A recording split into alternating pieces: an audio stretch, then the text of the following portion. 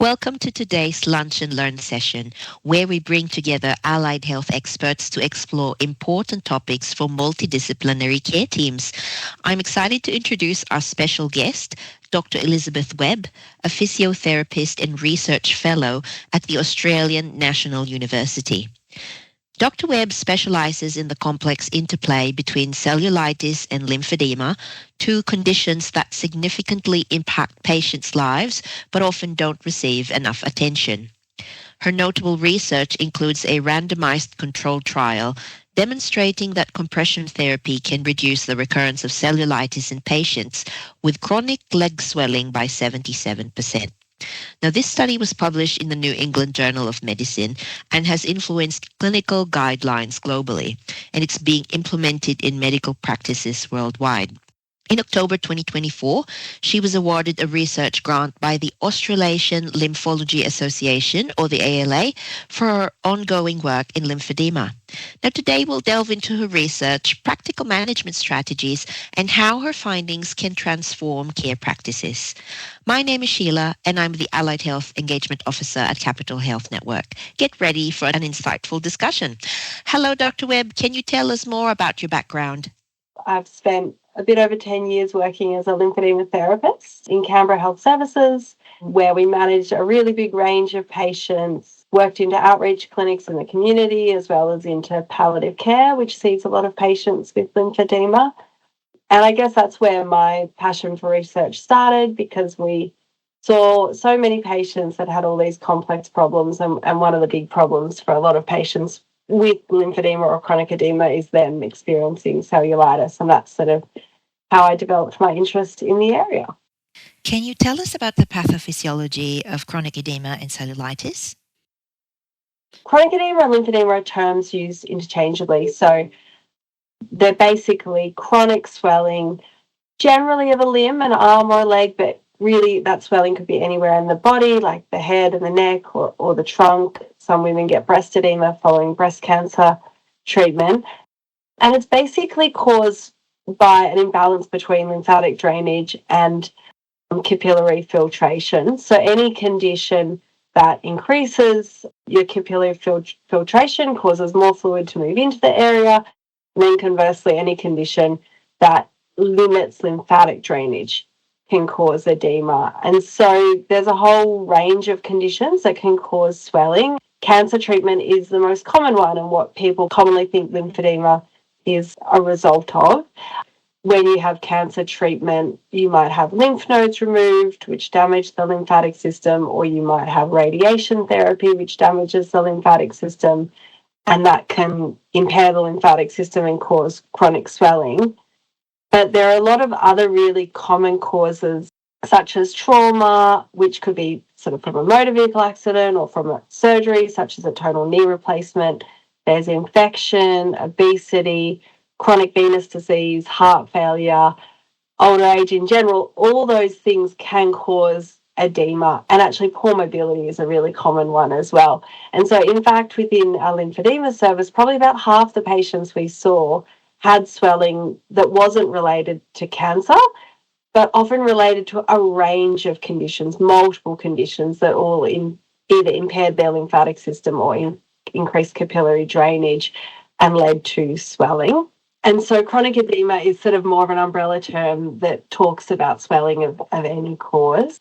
Cellulitis is an acute bacterial infection of the skin and the tissue beneath the skin, presents as a poorly demarcated red spreading rash with heat, edema and swelling. And with cellulitis, that infection will often start from a break in the skin, a cut or a fissure, maybe a wound, an ulcer, an insect bite, or a dermatosis. So tinea can also be a common way bacteria get in under the skin. And then that's the start of that infection. And most cases of cellulitis are in the leg, about 70%, and it's almost always unilateral, which I think is just important to mention because cellulitis is often misdiagnosed. About 30% of cellulitis cases are misdiagnosed because there's a lot of things that present as sort of a red spreading rash in the legs. And so other conditions, particularly related to vascular and venous disease, also can present similarly. At the point of diagnosis, when does it catch up to being diagnosed as cellulitis? Well, I guess what often happens is patients present and they've got, a red leg that's inflamed. It may or may not be warm. It's probably tender. And I mean, one of the most common misdiagnoses is lipodermatosclerosis, which is acute inflammation that results from venous disease. And so for those patients, often because it looks like cellulitis, they get started on antibiotics, and then those antibiotics might be escalated because they're not responding to the antibiotics, but the antibiotics don't help. So I think then they might go on and get some other investigations that show that it's something different. And I think one of the most important things when diagnosing cellulitis in the legs is making sure it's not bilateral. So a lot of those patients might have bilateral symptoms that suggest it's actually a vascular origin rather than an infection, and looking at some of the more systemic signs and symptoms. So often patients with cellulitis will have fever, malaise, and just be generally unwell.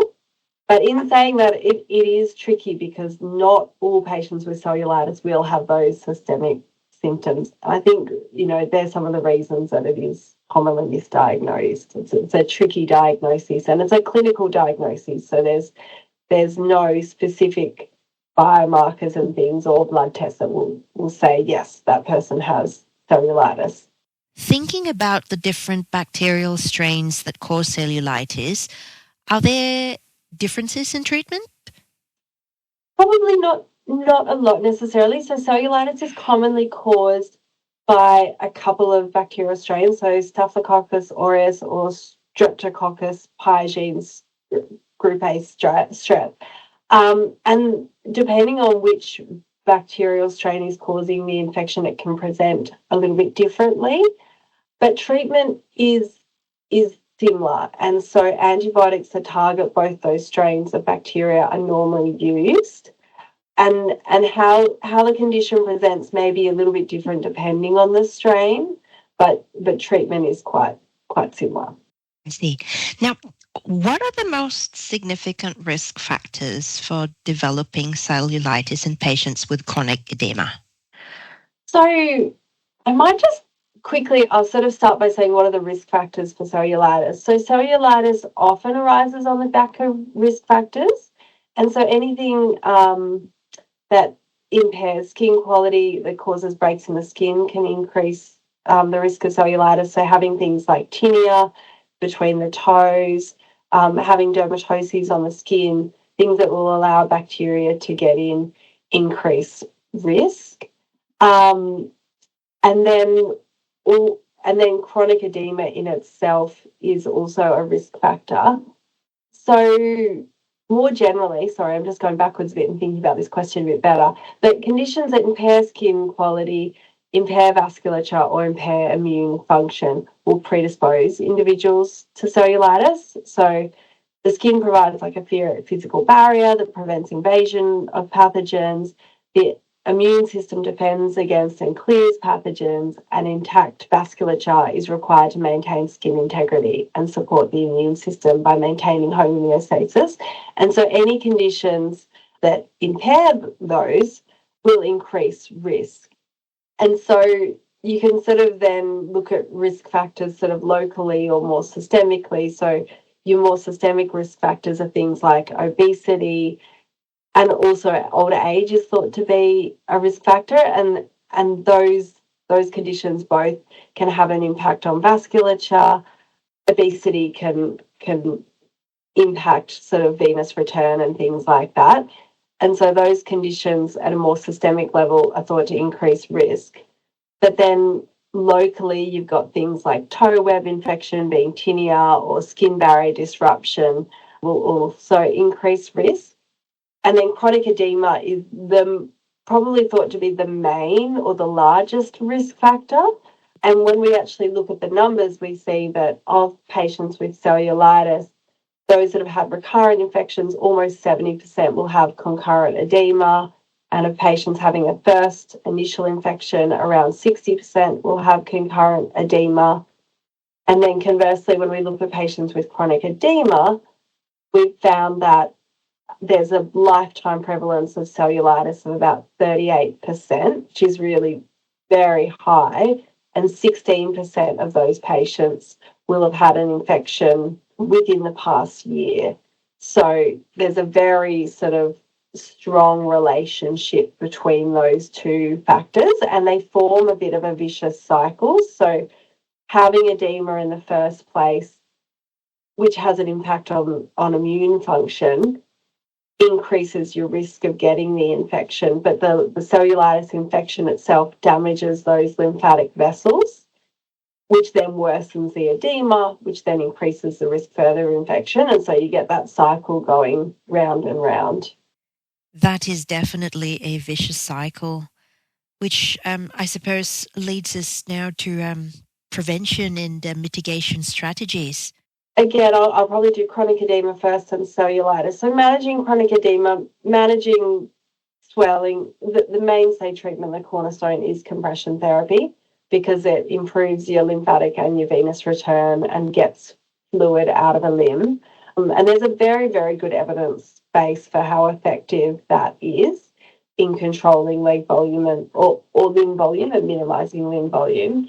And other treatments, when we talk about lymphedema therapy, we often talk about complex lymphatic therapy or decongestive lymphatic therapy, which is kind of a program of treatment. So compression being the cornerstone, but we always also look at skin care, exercise, weight management, plus or minus massage. And so chronic swelling impairs skin integrity in the long term if it's not well managed. So we talk to patients about regular moisturising, good skin hygiene, ensuring they don't get fungal infections, things like that, which are very important. We talk about maintaining a healthy weight or preventing further weight gain in patients, because being obese is one of the biggest risk factors for developing swelling and making it worse. So we talk to them very early in their treatment about that. Exercise is really good at improving lymphatic return as well. So the muscle pumps in our limbs help to squeeze on our lymphatic vessels and push fluid back centrally. So that's always an important component. And massage is a component for some patients. The evidence isn't as good. And so some people will recommend it and some people won't. It's probably, for me, I would be recommending it in areas like the head and the neck or the breast that can't be compressed with compression therapy as easily. And then in terms of cellulitis, risk factor management is recommended, and there's not great evidence for this, which is how I got into researching this area, because cellulitis often arises on the back of risk factors. Guidelines say, well, we should manage those risk factors to prevent the infection happening, but there isn't a lot of evidence to support it. But definitely, because we know that the infection arises from bacteria getting into the skin, we want to be looking after the skin and preventing any breaks in the skin. So moisturising skin or covering it up. So for patients who have limb swelling, we would say if they're outside gardening, they should wear good shoes, they should wear long sleeve clothes to prevent getting cuts and scratches that might let infection in. If they do get cuts and scratches, they should clean them and cover them. Patients with wounds are particularly prone to getting infections and more chronic wounds. So having good management of those wounds with a community nurse or a GP would be very important. And then again, management of fungal infections like tinea is very, very important. And then I guess where my research came in was managing limb swelling, because we thought and had always told our patients that if we minimise limb swelling and control that swelling, they're less likely to get cellulitis. And we were giving out that education, and that education was in guidelines, but when we actually looked into it further, there wasn't research on that. And so that's when we ran a clinical trial where we randomised patients who had had multiple episodes of cellulitis either to receive compression therapy or not. And we found that those patients who received compression therapy to control their limb swelling were less likely to get repeat infections. And in fact, it decreased the risk by 77%, which was a really, really big decrease in infection risk. So we can now say that it's quite an effective measure for preventing cellulitis. Yeah, so they're the main sort of treatments we talk about in terms of preventing infection. A 77% reduction is pretty impressive. Are there any other treatments used in some patients in conjunction with compression therapy? There's not a lot. Treatment in the end is fairly basic. There are some other treatments that are used from time to time. That low-level laser therapy is used sometimes for people with lymphedema, and there is some evidence for that, but clinically, I think benefit varies patient to patient depending on how they present. So that's one. One of the biggest changes in practice that we've seen in more recent years is the emergence of some surgical therapies as well. So there are some very specialised services. There's the ALERT program at Macquarie Hospital, and they do liposuction for some patients that have significant lymphedema. And so there are some patients who fit certain criteria that might have quite enlarged limbs but good control of their swelling, that may be able to get liposuction that will remove some of that fatty tissue and decrease the size of their limb. And that has been quite life-changing for some patients, because if some patients who do have very, very big limbs, it has such a big impact on their quality of life, their ability to mobilise, their ability to just do routine daily activities. And so that's been a really wonderful progression in possible treatments. But in terms of your sort of general routine therapy, there hasn't been any sort of changes in recent times. What advice can you give in terms of red flags around pelvic masses or obstructions or unilateral leg swelling? And would there be a need to do ultrasound?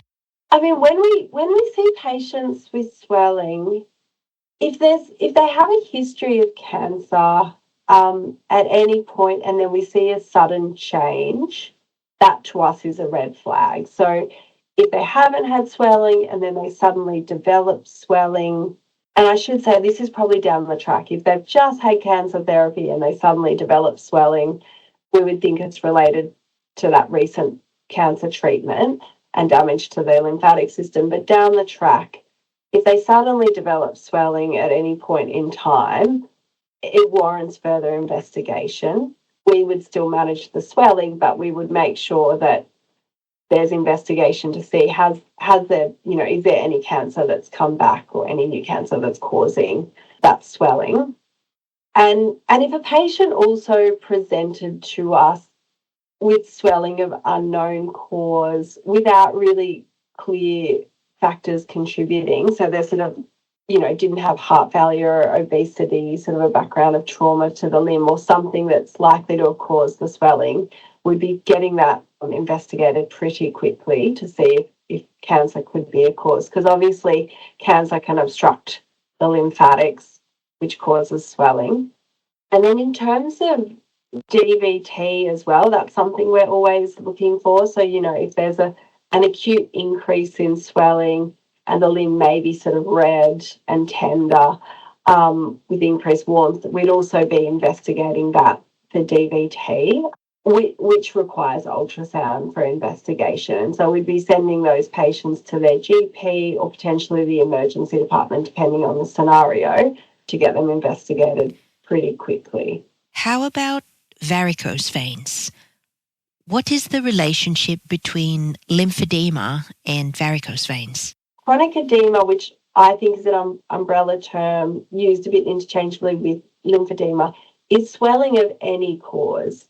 Chronic swelling of any cause, I should say, not acute swelling. So that encompasses swelling caused by venous disease. And so as venous disease progresses, it will eventually cause swelling and cause chronic edema. So early venous disease, you get your spider veins, and then you might get varicose veins, and with that, as it progresses, you get chronic swelling because those veins are no longer returning fluid efficiently to the heart. There's back pressure in the veins and more fluid moves out into the tissues. And so for venous disease, we would recommend them getting seen by vascular surgery to see how treatment can be optimized. But a cornerstone of treatment is compression therapy. And so we'd still be getting those patients into compression garments to prevent that swelling from progressing and getting worse. And by preventing that swelling progressing and getting worse, we prevent in the long run skin changes, bigger limb size, and the development of wounds and ulcers, which are terribly disabling and have a huge impact on quality of life for patients and also cost the health system a huge amount of money. So getting that appropriate treatment is really important. And I guess that's one of the things I'd like to say is just managing chronic swelling is really important. It's such a common condition, but it's often left untreated and it just progresses and progresses and progresses. And then when it gets worse, it causes all these problems for the patients that really impacts on their quality of life. So they'll get horrible skin changes, but it lay down a sort of this fatty fibrotic tissue. Their limb and their feet may be larger, so they might struggle to wear shoes, struggle to wear clothes. It impacts then on their mobility, so they're less active, which not only makes their swelling worse, but makes other conditions worse as well. And then they can develop things like ulcers. So there's sort of all these ramifications down the line if it's not treated. But if we get in early and get people into compression, we can really change the direction of the outcomes for those patients. How important is the role of a multidisciplinary team in managing these conditions?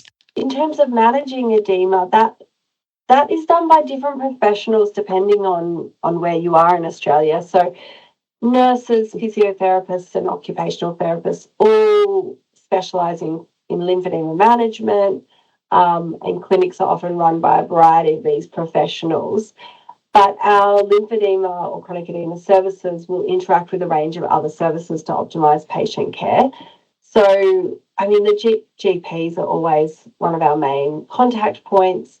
And we want to be talking to GPs and other medical specialists about potential causes of edema and ruling out, more sinister causes of edema, but also whether there are medical conditions where management can be optimised to minimise that swelling.